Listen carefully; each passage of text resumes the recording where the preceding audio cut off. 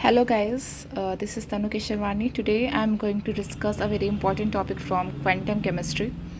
This is the basic of the quantum chemistry.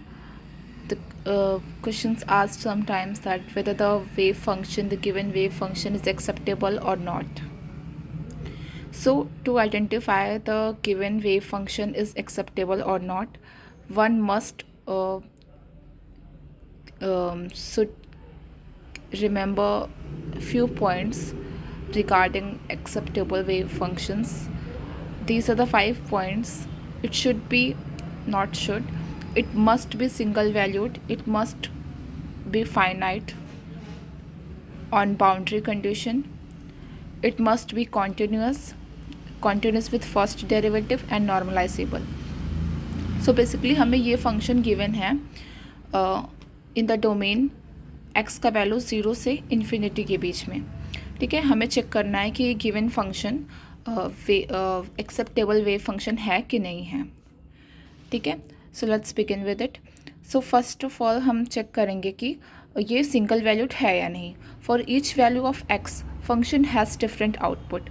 सो हम यहाँ पे देख सकते हैं कि हम जब इस फंक्शन में x की कोई भी वैल्यू रख रहे हैं जो 0 से बड़ी है, ठीक है, तो उस वैल्यू के लिए डिफरेंट वैल्यूज़ ऑफ x में हमें डिफरेंट फंक्शन देखने को मिल रहा है, मतलब फंक्शन का आउटपुट देखने को मिल रहा है. तो it's a kind of unique value. हर एक x की वैल्यू पर डिफरेंट यूनिक वैल्यू मिल रही है, तो कहीं ना कहीं ये सिंगल वैल्यूड फंक्शन है. तो ये इस चीज़ को सेटिस्फाई कर रहा है. तो हमें दूसरी कंडीशन चेक करनी है, that is a finite, it should be finite at boundary condition. So boundary condition क्या है, x और इन्फिनिटी. तो limit x tending to 0, this is the given function. हमने इसको पुट किया तो हमें 0 वैल्यू मिली. 0 is a finite value, it's not a infinite. तो फिर से हम लिमिट कर रहे हैं, limit x tending to infinity. इसको पुट करने पे हमें 0 मिल रहा है.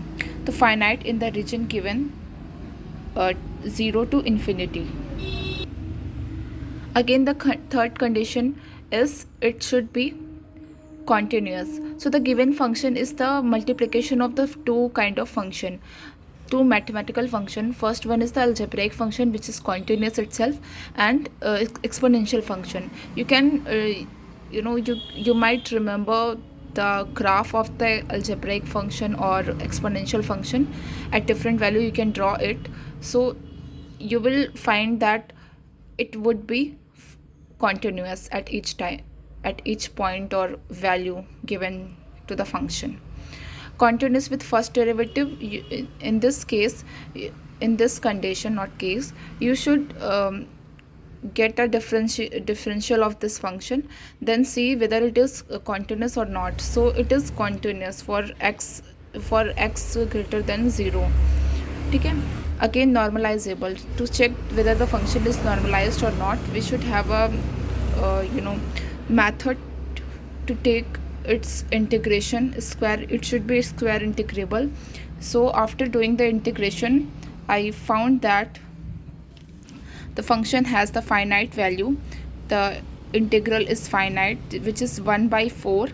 So it is a normalization constant. By multiplying 1/4 to the function, we will get this function from minus infinity to the plus infinity. The integration would come out to be 1. मतलब जब हम ये 1/4 वैल्यू पुट कर देंगे ना, इस function में multiply कर देंगे और फंक्शन को इंटीग्रेट करेंगे. ये तो हमने बाउंड्री कंडीशन पर इंटीग्रेट किया है to get the normalization value. अगर यहाँ पे 1 आता तो फंक्शन पहले से ही नॉर्मलाइज्ड होता. इसको हम नॉर्मलाइज कर सकते हैं. It is a नॉर्मलाइजेबल.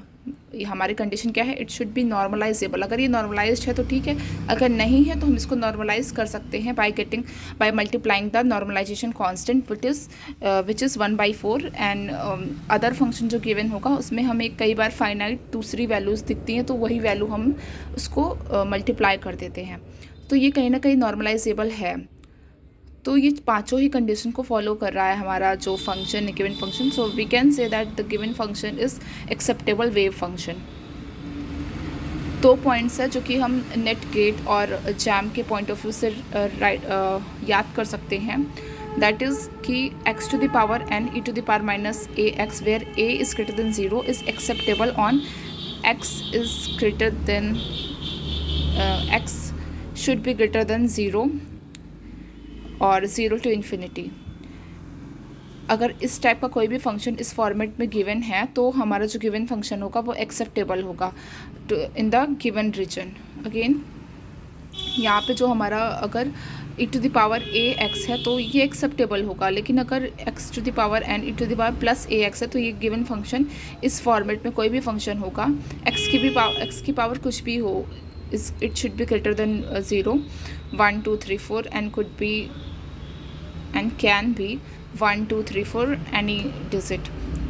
So इस केस में क्या होगा, ये एक्सेप्टेबल फंक्शन नहीं होगा because it grows without bound.